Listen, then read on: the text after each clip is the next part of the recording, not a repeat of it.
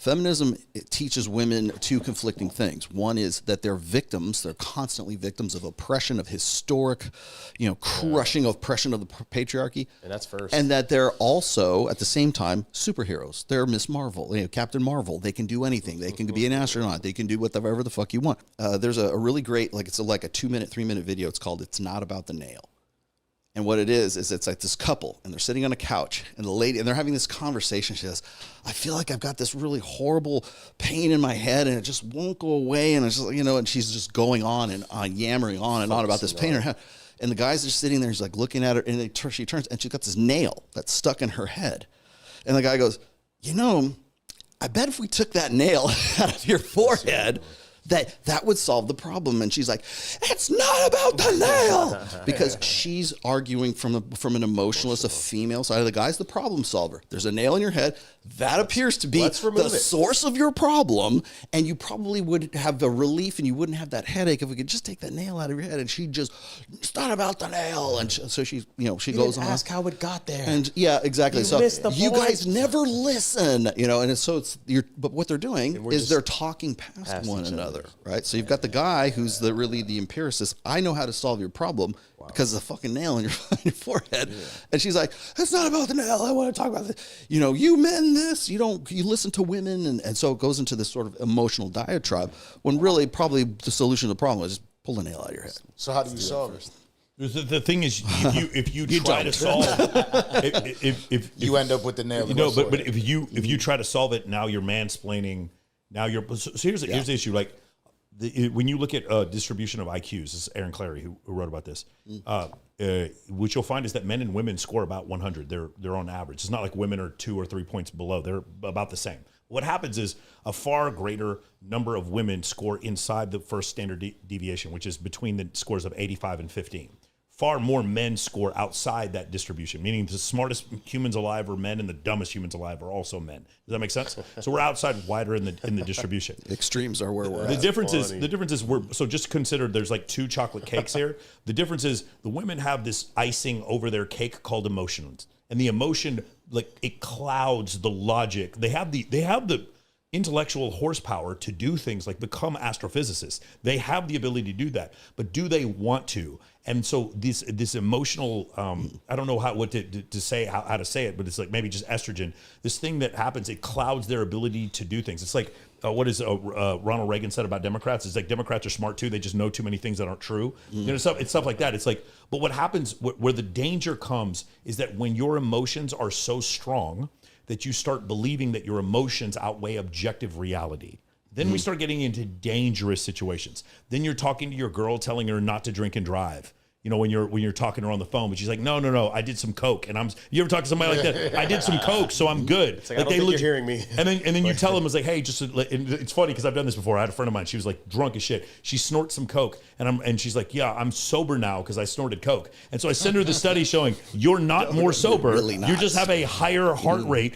Your heart rate has gone up because you did the cocaine, but you're literally just as drunk. And she's like, but she feels like she's sober, so she fucking drives anyway, bro. Like it's like crazy. It's like, I'll give you another good example of this. It's more recent. Is when you see transgender athletes, like biological men, dominating female sports. The emotion is, well, he identifies as a female, and because gender is a social construct, and we all want to play along and pander to this, and we all want to say that he can be just as much a woman as any biological female. Therefore, we have to let him compete in female sports. And what happens? Goes in there, dominates. I think it was the best female swimmer. Is like the 436th, she was like in the 400 place. Yeah, 400 place and number one in females. And so what you're looking at right there is as I said before, you're looking at the conflict between empiricism and emotionalism.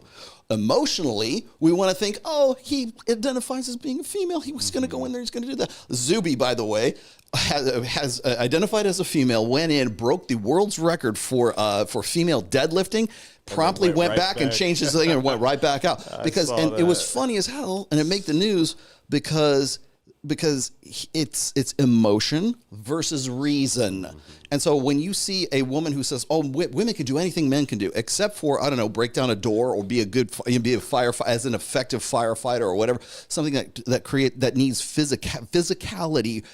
Is life or death in that particular job. Yeah. That's empiricism smashing headlong into emotionalism right there. So whenever and by the way, it's always biological men. You don't see biological women who identify as male who come into male sports and dominate that. Do you guys hold on? That never happens. Did you guys know there's absolutely no rule in the NBA against women competing in the NBA? There's none. I love that. Did you guys know that? There's no rule. Hold on. There's no rule. I looked it up. There is nothing in the world to stop an NBA team from drafting a woman to play. Nothing. But there doesn't need to be a rule, does there? There doesn't need to be a rule, does it? It's like it's one of these situations where it's like what you talked about before. Women can do lots of incredible things, but they can't be a saw gunner in a Marine Corps unit. They can't. It's a 75-pound rucksack. It doesn't work that way. So there's these different things that happen, and when you hit that, like you said, the empiricism thing. Here's the thing. Here's where we get like the confusion. There are social constructs in gender, but gender is not a social construct. Right.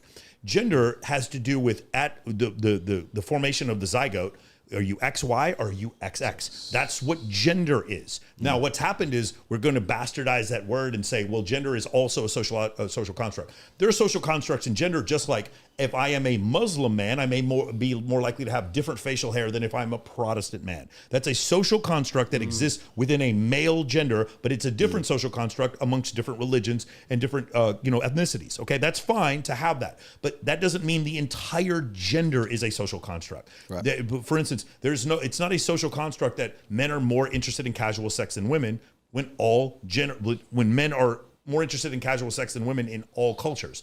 That's not a social construct. When I have 17 times as much testosterone as a woman does, that's not a social construct. And so that's where people get this confusion. It doesn't mean but by the way, neither one of us have a problem if someone wants to transition. That is not the issue.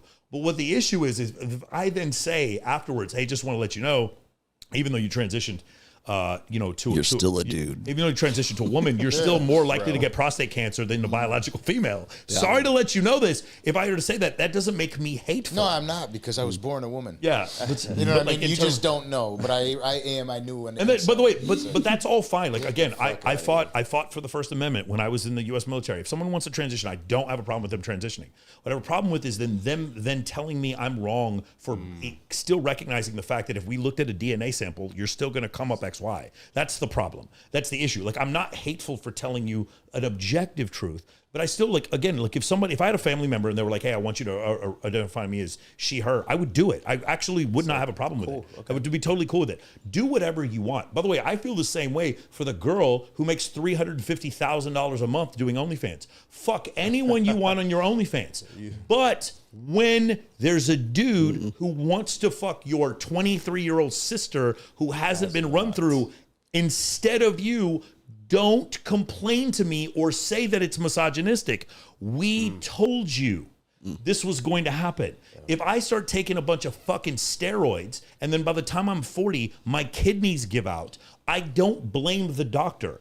I have to take responsibility for my actions. Right. But for some reason, when women do the same thing, they don't want to do so. And then so that's where the issue is. By the way, men do too. That's why I said the simp economy is growing. What is the simp economy? I didn't take accountability for my actions, so I didn't get in better shape. I didn't build a business. I didn't read any books, and I stayed in my room and played Grand Theft Auto 6 while masturbating. That expectation of women to be able to that's the bombs right there. That's the first button. To have a fail safe. Yeah. Like what you're saying right there, they don't want to take responsibility for their actions. That, once again, is responsibility versus authority. Women want that authority to be free from don't judge me. Stop judging me. They don't want to have they don't want the responsibility, but they still want the authority, so that when the shit hits the fan, they can still say, well, I'm a woman, so therefore you're going to have to respect my wishes. The other thing is, like, when we talk about like feminism, it teaches women two conflicting things. One is that they're victims. They're constantly victims of oppression, of historic, crushing oppression of the patriarchy. And that's first. And that they're also, at the same time, superheroes. They're Miss Marvel, Captain Marvel. They can do anything. They can be an astronaut. They can do whatever the fuck you want.